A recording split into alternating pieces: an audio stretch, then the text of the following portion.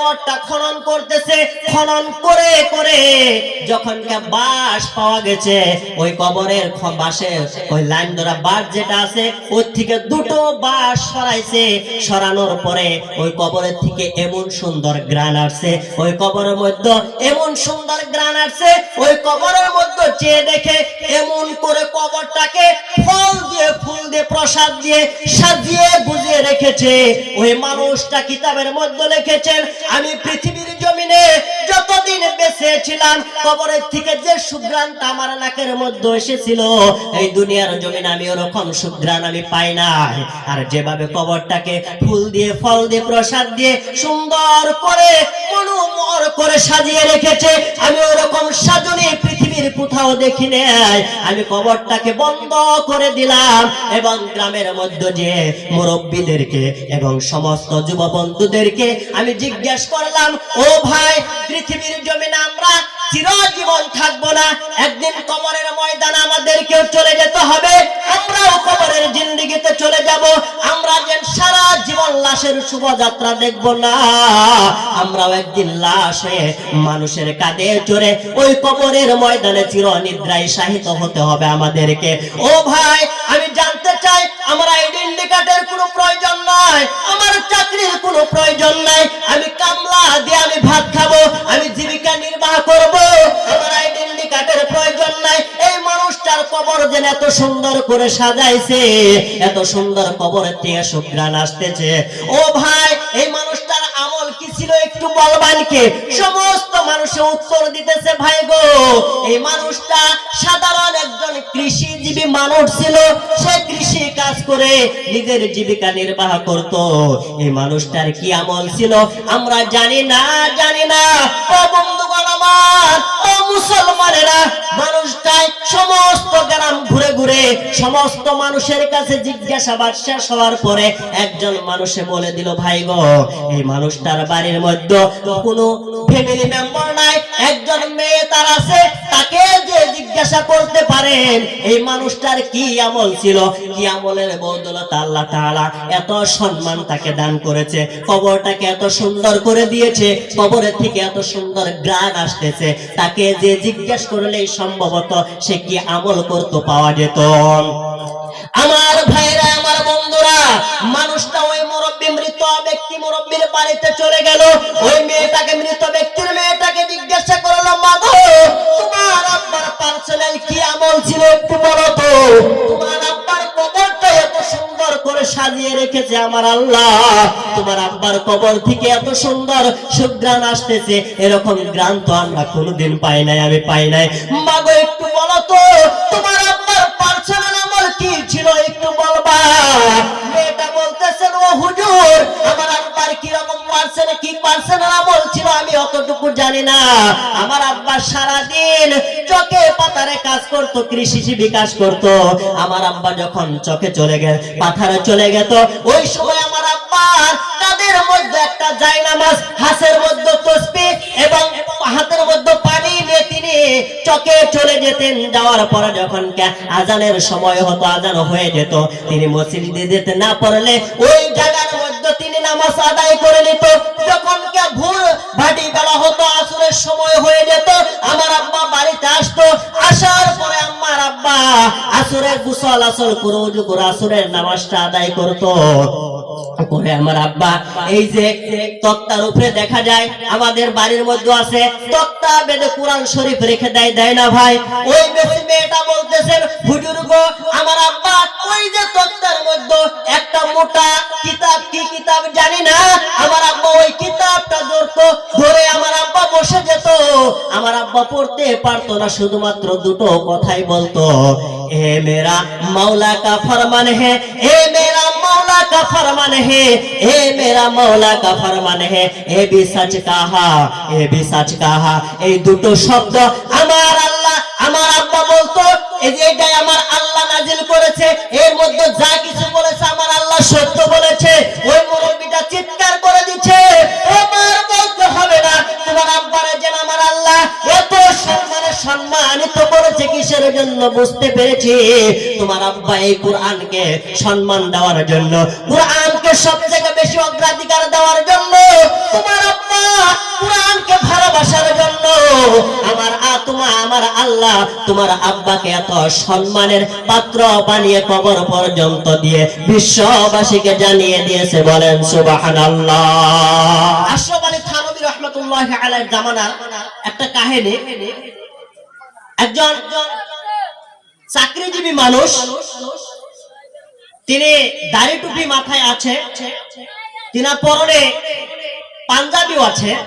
একটা মূর্খ গ্রাম আখ্যায়িত, সেই গ্রামের মধ্যে শিক্ষিত মানুষ নাই, সেই গ্রামের মধ্যে শিক্ষিত মানুষ নাই, না থাকায় ওই গ্রামের মধ্যে একজন মুরব্বী মানুষ ইন্তেকাল করেছে। এখন ওই গ্রামের মধ্যে থেকে কেউ ওই মুরব্বীটার জানাজার নামাজ পড়বে সেই লোকটাও নেই, সেরকম মানুষ ওই গ্রামের মধ্যে নেই। মানুষে একত্রিত হয়ে মাশওয়ারা করে তারা বলল, আমরা যেরকম এই যে তিন আলি চার আলি আছেন, আমরা বলি আমরা ওই রাস্তার তিন আলির মাঝখানে যে দাঁড়াবো, যদি কোনো মানুষ আমরা আলেমুলা টাইপের যেতে দেখি, দাঁড়িয়ে আছে, টুপি আছে, তাদেরকে আমরা এই মানুষটার মুরব্বীটার জানাজার নামাজটা পড়ে রাখবো। এই মাশওয়ারা করে মানুষটার গোসল কাফন করিয়ে খাটের উপরে শুয়ে তাকে রাস্তার মধ্যে নিয়ে আসছে। তারা তালাশ করতেছে চারদিকে যে মানুষ দাড়ি টুপি পরা মানুষ কোথায় থেকে আসে, কোন দিকে যায়, তাকে আমরা ডেকে এনে জানাজার নামাজটা পড়বো। বহু সময় পার হয়ে গেল, মোটামুটি 9টা থেকে 10টার ভিতরে একজন মানুষ সাইকেল নিয়ে আসতেছে। ওই সময় গাড়ি ঘোড়া কম ছিল, পায়দলে সফর করতে হতো এবং সাইকেল ছিল ওই সময়। সাইকেল নিয়ে তিনি আসতেছে, আসার পরে তিনার মাথায় টুপি আছে, গালে দাড়ি আছে, পরনে পাঞ্জাবি আছে। এই সুন্নতি লেবাস দেখে মানুষটাকে কয়েকজন যুবক যে মুরব্বী যে তাকে ধরলো যে ভাই আমরা খুব একটা মুসিবতে আছি, আমাদের সমাজের মধ্যে আমাদের গ্রামের মধ্যে একজন মুরব্বী মানুষ ইন্তেকাল করেছে, তিনার জানাজার নামাজটা পড়বো, এরকম একজন লোক আমরা পাচ্ছি না, সম্ভবত আমাদের মনে হচ্ছে যে আপনি জানাজার নামাজটা পড়াইতে পারবেন। তিনি বললো হ্যাঁ পড়াইতে পারবো। তিনি একটা শর্ত দিল যে আমি জানাজার নামাজটা পড়িয়ে কবরে নামিয়ে আমি চলে যাব, নাহলে আমার অফিসের সময় হয়ে যাচ্ছে, যদি সময় পার হয়ে যায় আমাকে অফিসে ঢুকতে দিবে না। এই কথা বলে তিনি জানাজার নামাজটা আরম্ভ করলেন, জানাজার নামাজ পড়লেন, কবরের মধ্যে রাখলেন, রেখে তিনি চলে গেলেন অফিসে। অফিসে যখন কে ঢুকবে তার একটা আইডেন্টি কার্ড আছে, ওই আইডেন্টি কার্ডটা তার পকেটে তালাশ করতেছে, পকেটের মধ্যে আইডেন্টি কার্ড নেই, এই পকেটে দেখছে আইডেন্টি কার্ড নেই। তিনি সকাল থেকে যখন প্রস্তুতি নিচ্ছে, ওই সময় থেকে তিনি চিন্তা করতেছে যে আমার আইডেন্টি কার্ড আমি বাড়িতে রেখে আসলাম না কোথাও আমার আইডেন্টি কার্ড পড়ে গেল। কিন্তু ওই আইডেন্টি কার্ড ছাড়া তাকে অফিসে প্রবেশ করতে দিচ্ছে না, দারোয়ানে আইডেন্টি কার্ড ছাড়া অফিসে প্রবেশ করতে দিচ্ছে না। তিনি অফিসে প্রবেশ না করলে আইডেন্টি কার্ডের তালাশে বিশ্রামের জন্য তালাশ করার জন্য তিনি নিজের পিছনের দিকে ছুটে গেলেন, বাড়ির দিকে, যেন আমার আইডেন্টি কার্ড কোথায় পড়েছে। তিনি জানাজার নামাজ যে জায়গার মধ্যে পড়েছে, যে গ্রামের মধ্যে, যে জিজ্ঞাসাবাদ করলেন ভাই আমার একটা আইডেন্টি কার্ড হারিয়েছে, এই জায়গার মধ্যে কোন জায়গায় কি পড়েছে আমার আইডেন্টি কার্ড? তখন মানুষটা বলতেছে না আমরা আইডেন্টি কার্ড ওরকম পাই নাই। তখন তার মাথায় চিন্তা আসলো যে আমি তো কবরের মধ্যে নেমেছিলাম, আমার পকেটের থেকে আইডেন্টি কার্ডটা কবরের মধ্যে পড়ে গেল কিনা। তিনি লোকদেরকে বলতেছে সম্ভবত আমার কমন সেন্সের মধ্যে সেন্স আমার জাগ্রত হয়েছে, আমার আইডেন্টি কার্ডটা কবরে নেমেছিলাম, কবরের মধ্যে সম্ভবত আইডেন্টি কার্ডটা পড়ে গিয়েছে। সম্মানিত ভাইরা আমার, ওই সময় গ্রামের মুরব্বীরা এবং যুবক বন্ধুরা ডেকে বলতেছে হুজুর গো, আপনার আইডেন্টি কার্ড যদি কবরের মধ্যে পড়ে যেয়ে থাকে, কবর খোদা মানুষ দাফন করার পরে কবর খনন করা জায়েজ না না জায়েজ, এটা আপনারা ভালো ফতোয়া দিতে পারবেন। যদি জায়েজ হয় তাহলে আপনার সঙ্গে থেকে আমরা সহযোগিতা করে আপনার আইডেন্টি কার্ডটা ওই কবরে থেকে আমরা উঠিয়ে দিব। আমার বন্ধুগণ, হুজুর বলল, ওই মুরব্বিটা বলল হ্যাঁ আমার আইডেন্টি কার্ড যদি না হয় আমি অফিসে প্রবেশ করতে পারবো না, আমার চাকরিটা কেটে যাবে, আমি চাকরি করতে পারবো না, আমার বাড়ির ফ্যামিলি মেম্বার গুলো আমি চলাইতে পারবো না, আমার আইডেন্টি কার্ডের অত্যন্ত প্রয়োজন, আপনারা কবরটা খনন করেন, আমার আইডেন্টি কার্ডটা উঠিয়ে দেন। আমার বন্ধুগণ, যুবক এবং মুরব্বীরা মিলে ওই মুরব্বীর কবরের পাশে চলে গেলেন। কবরে যে ওই কবরটা খনন করতেছে, খনন করে করে যখন বাঁশ পাওয়া গেছে, ওই কবরের বাঁশে ওই লাইন ধরা বাঁশ যেটা আছে ওর থেকে দুটো বাঁশ সরাইছে। সরানোর পরে ওই কবরের থেকে এমন সুন্দর গ্রান আসছে, ওই কবরের মধ্যে এমন সুন্দর গ্রান আসছে, ওই কবরের মধ্যে চেয়ে দেখে এমন করে কবরটাকে ফল দিয়ে ফুল দিয়ে প্রসাদ দিয়ে সাজিয়ে গুজিয়ে রেখেছে।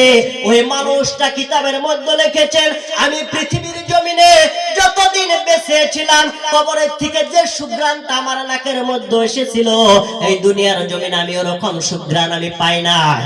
আর যেভাবে কবরটাকে ফুল দিয়ে ফল দিয়ে প্রসাদ দিয়ে সুন্দর করে মনোমর করে সাজিয়ে রেখেছে, আমি ওরকম সাজনি পৃথিবীর কোথাও দেখি নাই।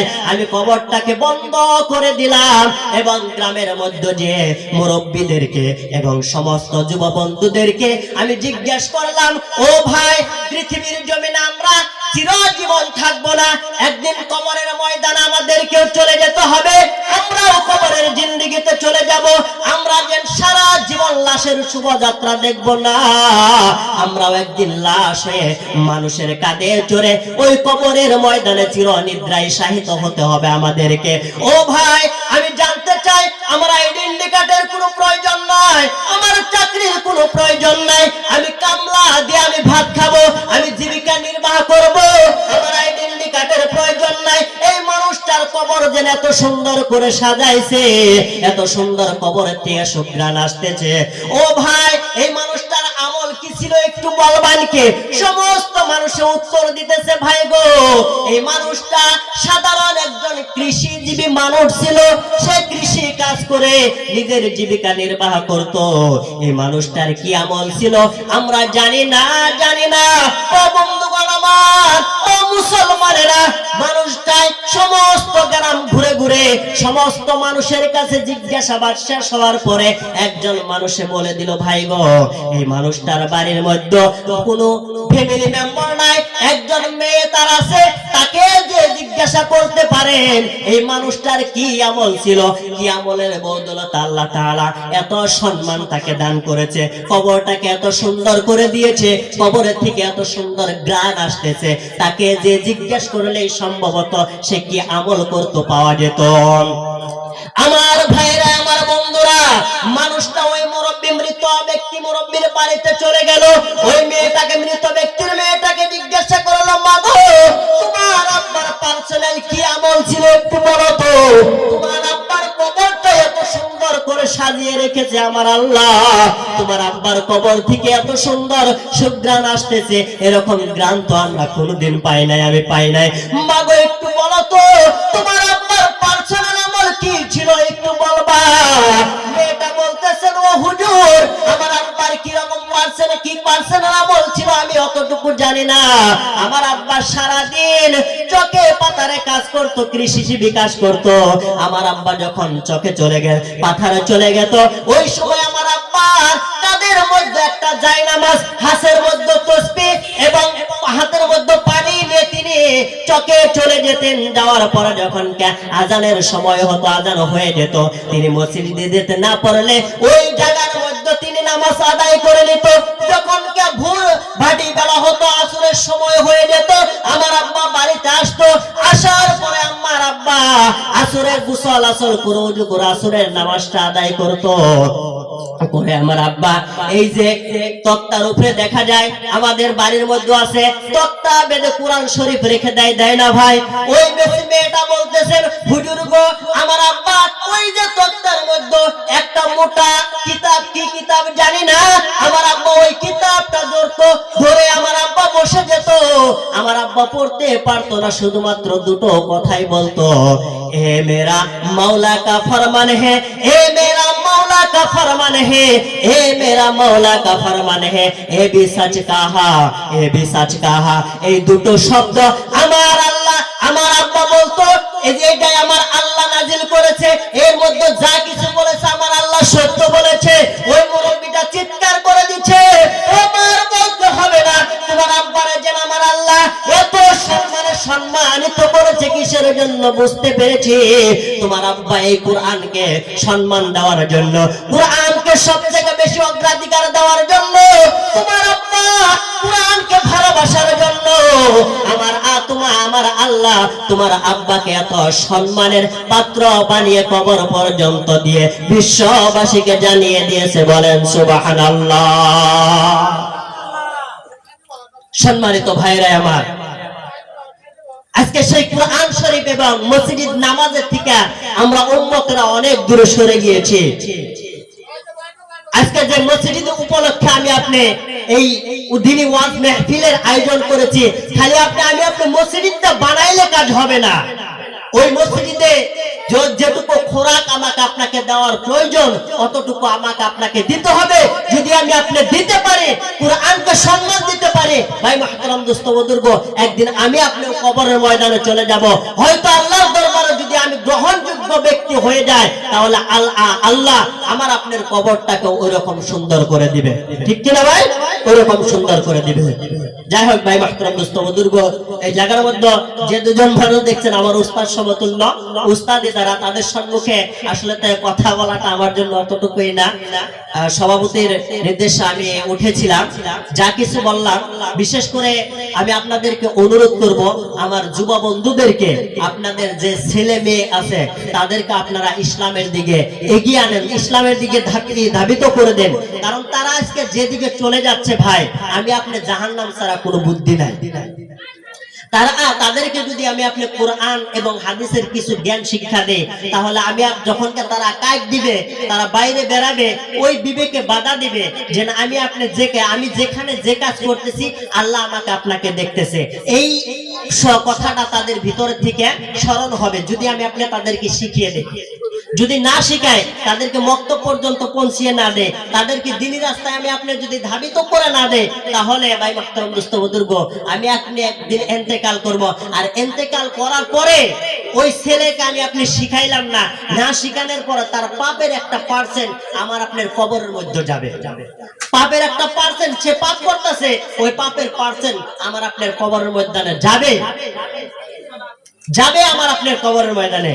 ওই জন্য ভাই মুহতারাম দোস্ত বুজুর্গ, আমি আপনাদেরকে অনুরোধ করব, বিশেষ করে আমার যুব বন্ধু যারা আছে, যারা মা বোনেরা আছে, আমার বোনেরা আছে, আপনাদের ছেলে এবং মেয়েদেরকে সর্বপ্রথম তাদেরকে মসজিদ তো আপনারা গড়তেছেন, এই মসজিদের মধ্যে একটা মক্তব আপনারা জরুরিভাবে সুন্দরভাবে প্রতিষ্ঠিত করে দেন। ওই মক্তবটা মানে রেগুলারলি আপনারা চলিয়ে দেন। মক্তবের থেকে যখন কোরআন এবং হাদিস শিখবে, শিখার পরে ওই সন্তান যখন আপনি ইন্তেকাল করবেন, আপনার ছেলে যখন আপনি ইন্তেকাল করবেন, আপনার ইন্তেকাল করার পরে ওই সন্তান বলবে আমার আব্বার গোসল আমি কাউকে করাইতে দিব না। কারণ মক্তবের মধ্যে উস্তাদে মৃতকে কিভাবে গোসল করাইতে হয় ওই শিক্ষাটা আপনার সন্তানকে দিবে। গোসল আপনার সন্তানে বলবে আমার আব্বার গোসল আমি নিজে করাবো। আপনার মেয়ে বলবে আমার মার গোসল আমি নিজে করাবো। যদি শিক্ষা দিতে পারে এই কথাটা বলবে আমি নিজে করাবো। আর যখন কে গোসল করাবে ওই সময় ভাই মুহতারাম দোস্ত বুজুর্গ, আপনাকে গোসল করাইতে যাবে আর তার চোখ দিয়ে পানি পড়বে, তার চোখ দিয়ে পানি মারবে, আর ওই চোখের পানির বিনিময়ে আপনার গুনাহ ওই জায়গার মধ্যে মাফ। বলেন সুবহানাল্লাহ। ওই জায়গার মধ্যে আমার আল্লাহ আপনাকে মাফ করে দিবে। গোসল করাবে, আপনাকে যখন কাফন পরাবে তখন আর অন্য মানুষ ডাকতে হবে না, মুয়াজ্জিন ডাকতে হবে না, ওই ইমাম সাহেবকে ডাকতে হবে না, ওই রুহুল আমিন হাবিব সাহেবকে ডাকতে হবে না। আপনার সন্তান মক্তবে গিয়েছে, কোরআন শরীফ শিক্ষা নিয়েছে, ওই সন্তান আপনার কাফন কিভাবে পরাইতে হয় উস্তাদে শিক্ষা দিয়েছে, আপনার সন্তান আপনার কাফনের কাপড় পরিয়ে দিবে। আর ভাববে এই পৃথিবীর জমিনে আমাকে নতুন কাপড় পরাইছে আর আমার আব্বা পুরাতন কাপড় পরে ঈদের ময়দানে গেছে, আব্বা আল্লাহ আমার আব্বাকে তুমি মাফ করে দিও। সন্তানের অন্তর থেকে আসবে এই কথাগুলো। আপনার সন্তান যখন জানাজার কাপড় পরানো হবে, জানাজার নামাজের জন্য ইমাম সাহেব মুয়াজ্জিন সাহেব ডাকতে হবে না, ওই শিক্ষাটা আপনার সন্তানকে মক্তবে থেকে দিয়ে দিবে। কবরে নামবে, অন্য মানুষ নামতে হবে না, আপনার তিনটা সন্তান নামবে, আপনার গুনাহ মাফ আল্লাহ আপনাকে জান্নাতের বাসিন্দা বানিয়ে দিবে। ভাই মাহতারাম দোস্ত বুজুর্গ, ওই জন্য আপনাদেরকে অনুরোধ করবো আমি, 1 নম্বর আপনারা মসজিদের পাশাপাশি আপনারা একটা মক্তব প্রতিষ্ঠিত করুন। আর মক্তবের মধ্যে একবার যতটুকু মানে বর্তমান তো আমাদের সমাজে দেখা যাচ্ছে আমরা ইমাম সাহেবকে যেটা দরমাহা ওই যে হাদিয়া দেই, ওই হাদিয়াটা দিয়ে ইমাম সাহেব চলতে পারে না। যেটা প্রকৃত হাদিয়া, যেটা দিয়ে চলতে পারে, ওই রকম একটা হাদিয়া দিয়ে সুন্দর একটা আলেম রেখে আপনাদের সন্তানদেরকে আপনি শিক্ষা দেন। দেখবেন ইমাম এবং মুয়াজ্জিনের প্রয়োজন হবে না আপনাকে গোসল করাইতে, কাফনের কাপড় পরাইতে, জানাজার নামাজ পড়াইতে, কবরে নামাইতে, হাত তুলে দোয়া করতে। করবো ইনশাআল্লাহ, ইনশাআল্লাহ করবো, জুড়ে বললে ইনশাআল্লাহ করবো। নারায়ে তাকবীর, নারায়ে তাকবীর।